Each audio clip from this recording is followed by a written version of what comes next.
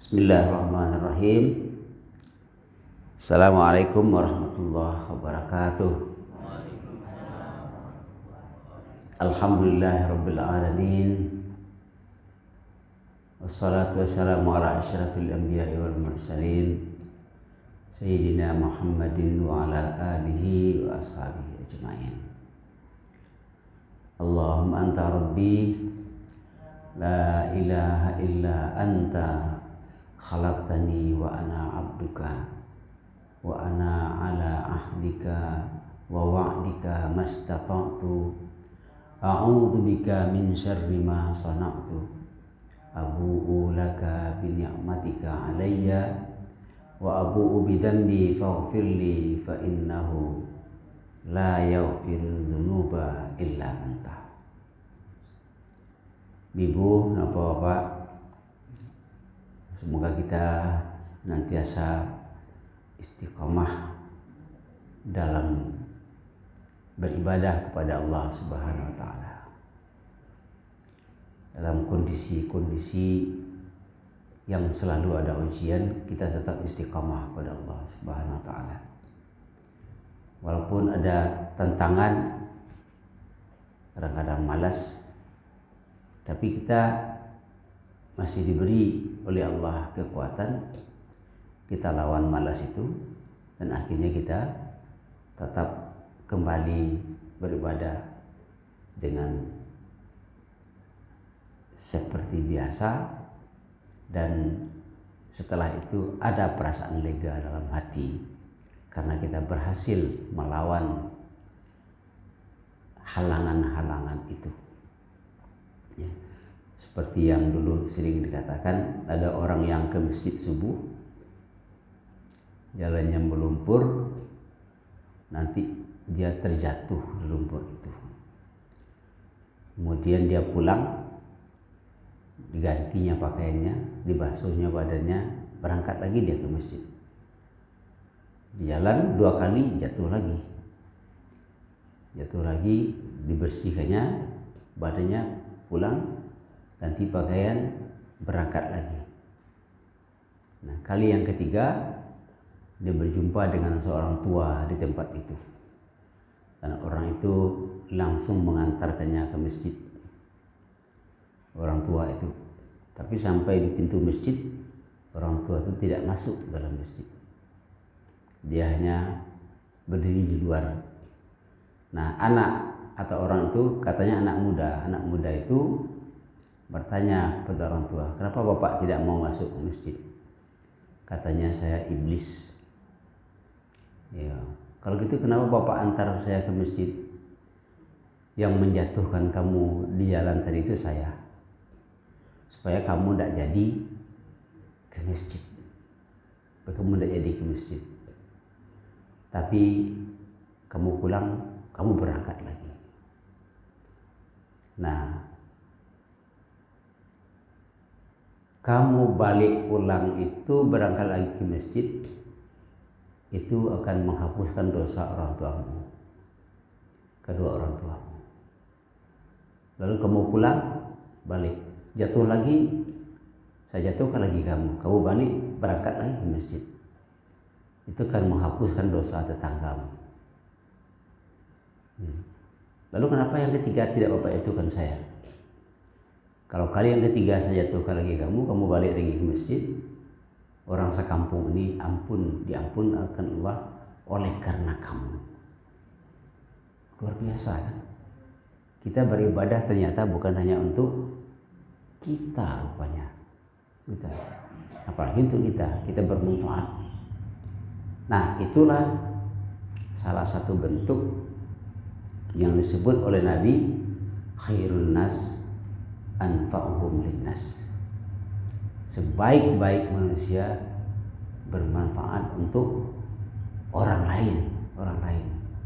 Ternyata kita beribadah, ibu kita, ayah kita terbawa di situ. Dalam hadis lain dikatakan bahwa anak saleh, doa seorang anak saleh bisa mengangkat derajat orang tuanya di surga, bisa menyelamatkan orang tuanya dari azab kubur. Itu doa anak saleh. Kita nggak bisa lagi berbakti kepada orang tua kita yang sudah meninggal. Berbaktinya dengan cara ini, yang beribadah. Jadi selalu sertakan orang tua kita dalam doa kita sehabis salat, selalu sertakan. Itu bakti anak saleh. Dan ternyata seperti kisah tadi, kita ibadah kita juga bermanfaat untuk orang lain. Jangan ikut-ikut terbawa oleh orang. Dalam surat Al-Anbiya ayat 166 Allah mengatakan, a'udzubillahi minasyaitonirrajim, wa in tuti' man aktsara fil ard liyudillu an sabilillah. Kalau kalian ikuti kebanyakan orang di muka bumi ini, orang-orang itu bisa menyesatkan kamu dari jalan Allah. Ikut-ikutan. Apa maksudnya? Kalau misalnya di RW kita, masjid kita di 2 RW. Ada berapa banyak orang di RW 2 ini? Jumlah orang. Nah, tidak ada yang hafal mungkin ya, karena ada ketua RT RW sini. Banyak kan? Tapi kebanyakan mereka lagi tidur di rumah sekarang. Ya, tapi tidak semuanya. Ada yang ke masjid tadi pulang lagi, tidak masalah. Tapi ada yang masih tidur dan itu lebih banyak di rumah. Lalu itu kebanyakan. Kalau kita ikut mereka yang banyak itu, aktsaraman fil ard, orang itu akan menyesatkan kamu dari jalan Allah. Kita berangkat ke masjid dingin-dingin, apalagi umur sudah tua, dingin-dingin masjid. Sementara orang lain tidur nyenyak di rumah. Maka mereka akan menyesatkan kalian dari jalan Allah Ta'ala. Allah Subhanahu wa Ta'ala.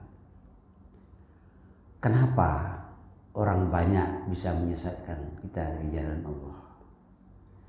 Karena manusia itu 3 bagiannya, kelompoknya. Ada orang yang masuk dalam kelompok orang berilmu yang ilmunya mendalam. Orang itu sedikit jumlahnya. Ada orang yang dia beramal dengan ilmunya, orang seperti itu. Bukan hanya beramal dengan ilmunya, dia juga memberikan ilmunya kepada orang lain. Dan dia sudah sampai ke tingkat pengetahuan yang hikmah. Hikmah itu adalah sampai kepada tingkat pengetahuan rahasia daripada agama yang bukan Allah. Yang kedua, ada kelompok orang yang disebut orang menengah. Tidak terlalu tinggi ilmunya, tapi dia sudah dekat kepada depan ilmu. Itu tuh orang tuh lapisan kedua. Yang ketiga, ini yang banyak. Yang ketiga yang banyak ini tidak berilmu, tidak mau pula mencari ilmu, tidak mau pula mendengar, sekarang tidak mau. Lalu mereka bertindak dalam hidupnya berdasarkan hawa nafsu, berdasarkan keinginan-keinginan. Ya, seperti sekarang ada yang mengatakan agama ini tidak perlu. Agama ini akan menghambat kemajuan. Itu yang mengatakan itu pejabat tinggi negara. Itu walaupun dia pejabat, dia tidak berilmu.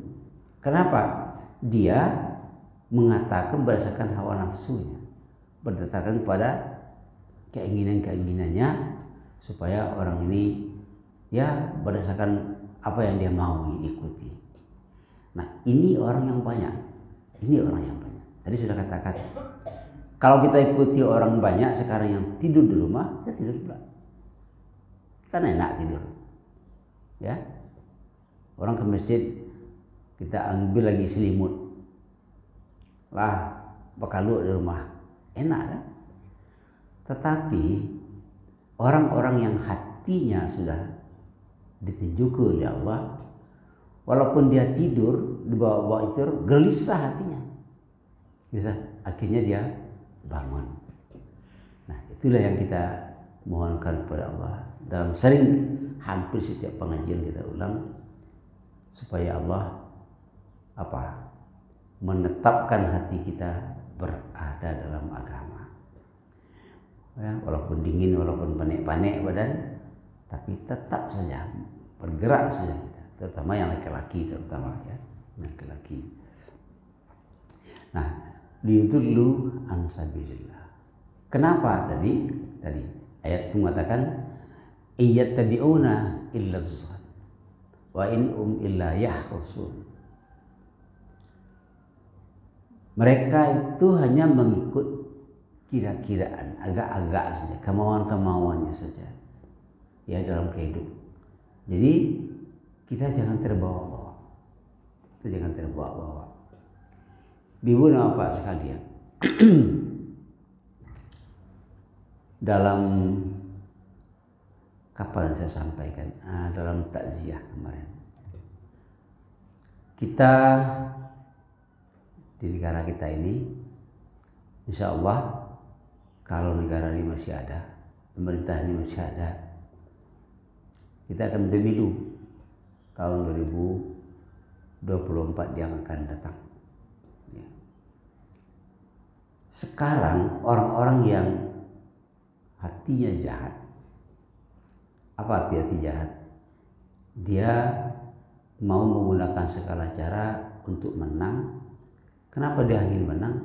Karena dia ingin berkuasa. Kenapa dia ingin berkuasa? Karena dia ingin kaya.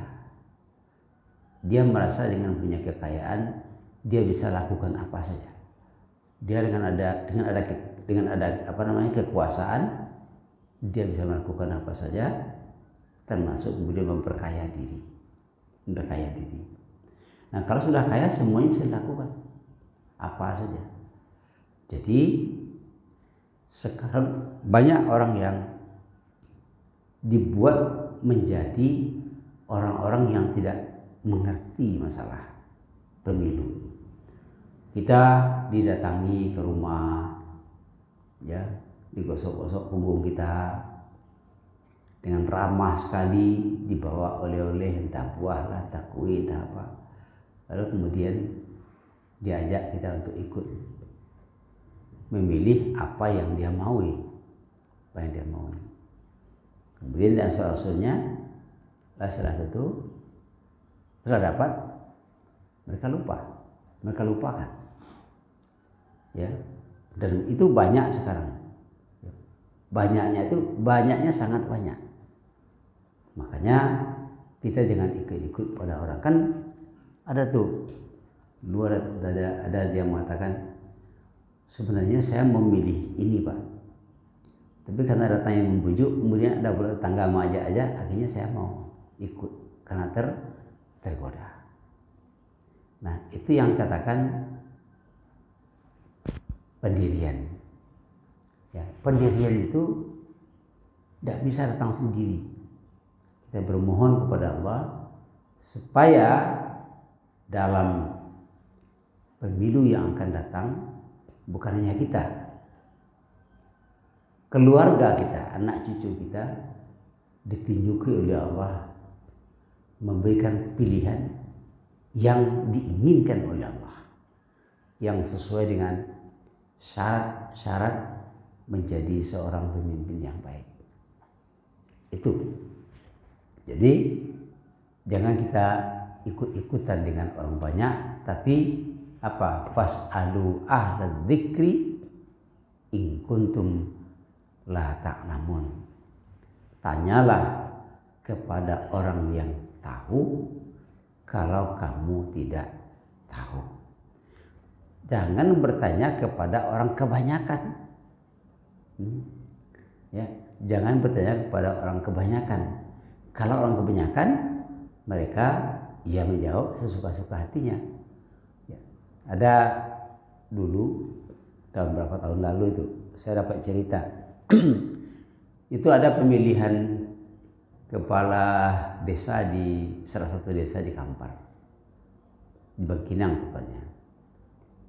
Jadi ada seseorang yang maju itu jadi calon kepala desa itu mamanya, ya mamanya sendiri, saudara ibunya lah. Jadi apa kata orang, nah, ang ndak pilih emak wang. Kalau ndak ada LGBT, emak bayi lah. Saya LGBT, itu yang dipilih. Itu cara berpikir orang-orang kebanyakan. Berapa dikasih duit? 100.000. 100.000 kita nanti dipermainkan oleh mereka selama 5 tahun. Di kampar kiri itu ada sebuah desa namanya Pulau Pencong.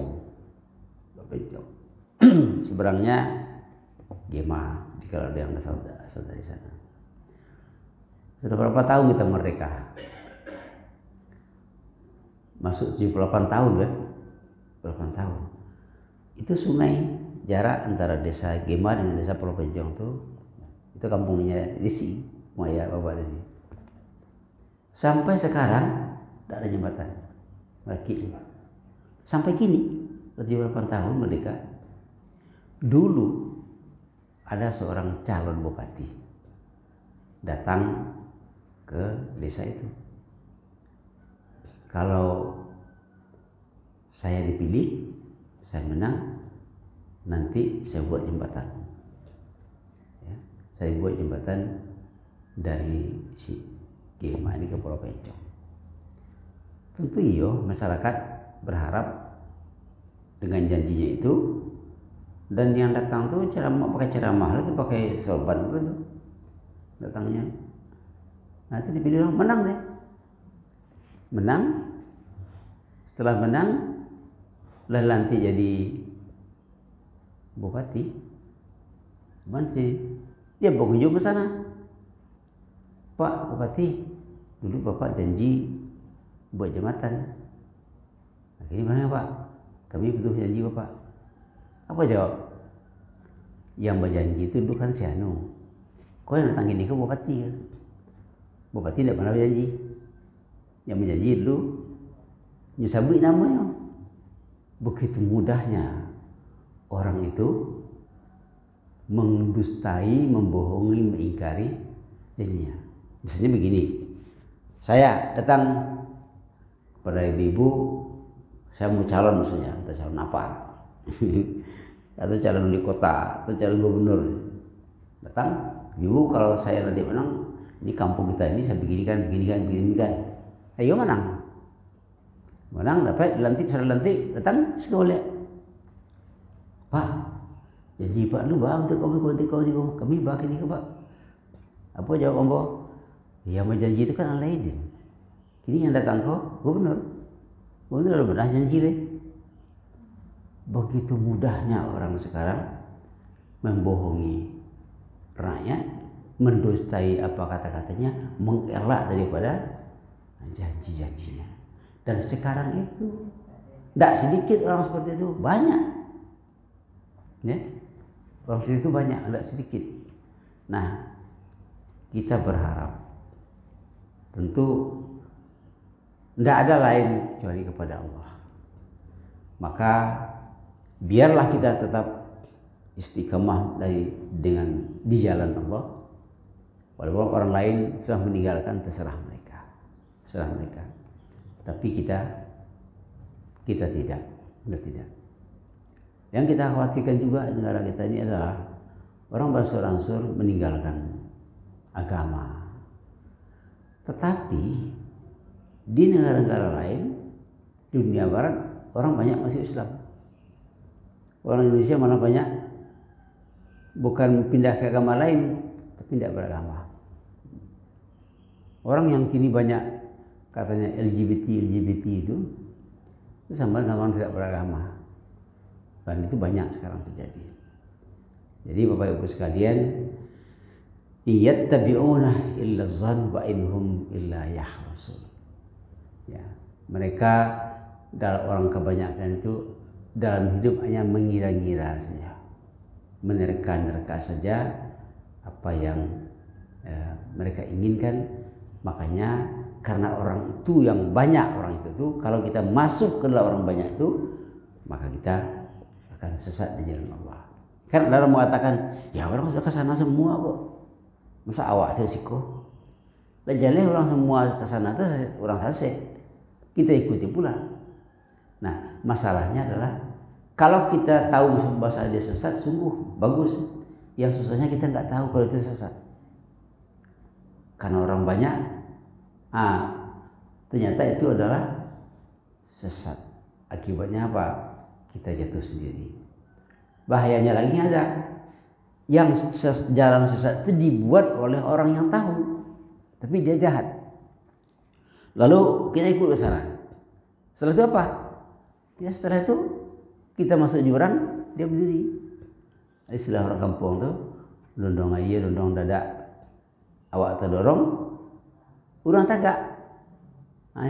Awak masuk ke dalam jurang, dia tagak. Ini yang banyak terjadi sekarang. Saya minta maaf pada bapak yang hobi merokok ya. Itu saya katakan, pengusaha-pengusaha yang disebut dengan orang-orang sekarang itu orang oligarki namanya itu, orang kaya-kaya. Itu berasal kekayaan itu dari rokok, dari membuat rokok, pabrik rokok. Sekarang dia sudah menguasai Indonesia ini, dia punya ratusan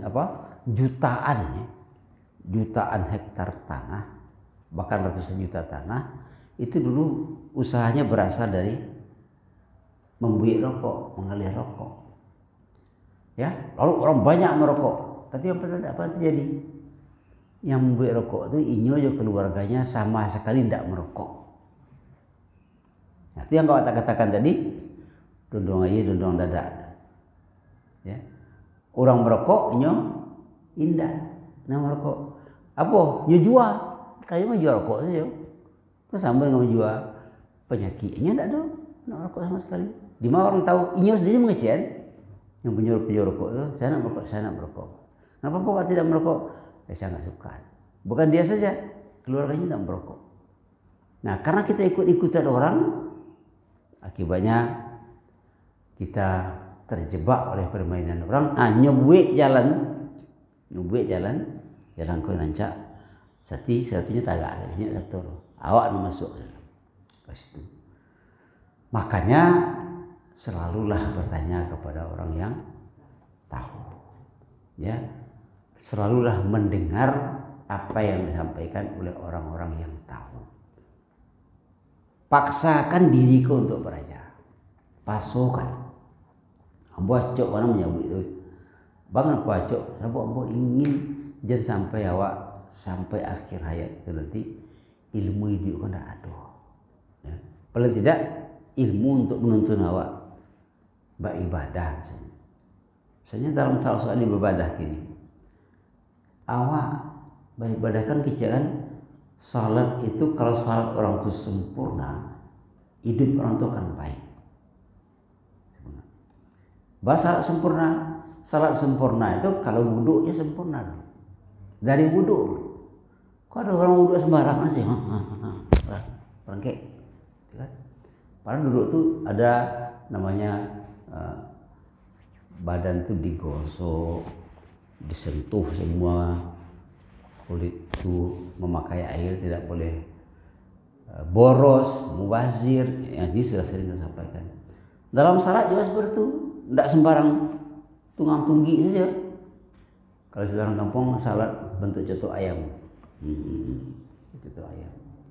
Jadi kalau ruku, sempurnakan ruku. Saya baca buku seperti apa salat yang sempurna yang membuat hidup menjadi tenang, juga manfaat kesehatan. Rupanya betul-betul kalau tegak berdiri, kan kata orang tua, tegak berdiri lurus. Jangan tegak malih-malih. Tegak tuh lurus berdiri. Jadi betul-betul sempurna gitu. Jangan itu. Lurus, kecuali kalau ada bungkuk ya. Nah, lurus betul lurus, siap. Itu rupanya membuat tulang kita itu menjadi lurus. Kalau ruku, nah ini bisa kita praktek coba. Kalau kita ruku, Rukuk itu kan punggung itu kalau dapat punggung itu agak dilakukan seketik. Jangan sampai begini. Lurus, tapi kalau ditekukkan sedikit. Katanya kalau ditekukkan punggung kita sedikit, pinggul agak di atas, dada juga terangkat, itu membuat sehat punggung itu katanya. Ya. Kalau alat tua kan terasa tubuh itu sehat. Jadi jangan sampai kita rukuk itu membungkuk begini, gitu kan? Bagusnya bungkuk. Jadi gitu kan, seketik. Jadi tetap posisi kepala sejajar dengan pinggul kita. Sujud juga seperti itu rupanya. Sujud itu begini. Usahakan lama. Ternyata semakin lama rukuk dan sujudnya, semakin baik salat itu. Karena salat membawa kepada ketenangan. Tapi kalau salat yang begini-begini tidak membawa ketenangan, salat juga, tapi habis salat tidak tenang hati. Kan kita rasakan kan? Kok saya habis salat bentuk orang tidak salat. Kadang-kadang ada orang yang pingsan dalam salatnya. Apa arti pingsan dalam salat? Nyon baru tahu kalau salat sudah Assalamualaikum. Assalamualaikum. Salat tidak di rumah ini. Takamalah hanyut sebenarnya. Tapi kalau diusahakan yang suku sempurna, sujud sempurna, ya tidak sempurna, itu menimbulkan kesadaran bahwa kita sedang berhadapan dengan Allah. Tapi kalau salat betiko, itu namanya sahur. Lalai dalam salat. Nah, ini kan sudah lama kita salat, ya. Pas sudah ada berumur 60, 70 tahun. Tapi selalulah kita belajar karena